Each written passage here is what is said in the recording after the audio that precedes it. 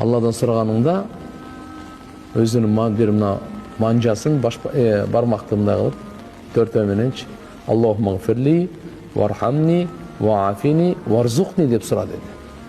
Ушу төртөөнү сурасаң, дүнүйө ахиреттин бардык жакшылыгын сурагандай болдуң дейт, бүттү дейт. Аллахумма гфирли дегени, я Алла, мени күнөөлөрүмдү кечир деген сөз. Аллага эң жаккан амал. Менде күнөөкөр, жаратуучу, кечирүүчү. Аллахумма гфирли вархамни, мени я Алла райымдуулугуңа бөлөгүн деген сөз. Я Алла, Алла райымдуулугуна бөлөсө болду, шайтан эч нерсе кыла албайт. Алланын райымдуулугу кимди курчап алса болду, шайтан ага кол сала албай калат болду. Андан кийин ваафини үчүнчүсү. Я Алла, мени афиятта койгон.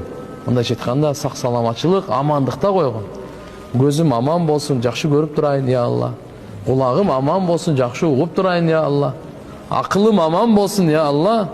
Ушу жинди болуп калбаймын. Ден соолугум аман болсун, бир паралич оору болуп калбайын. Тилим аман болсун, тишим өпкө боор, бөйрөктөрүм бар, мен билбейм, я Алла, бирок мага амандык бер, афият бер деген сөз. Аракет кылабыз иншалла. Төртүнчүсү варзукни, ырыскы бер. Ырыскы тамак ашка эле айтылбайт. Илим дагы, үй дагы ырыскы. Кийим дагы ырыскы. Макулбу?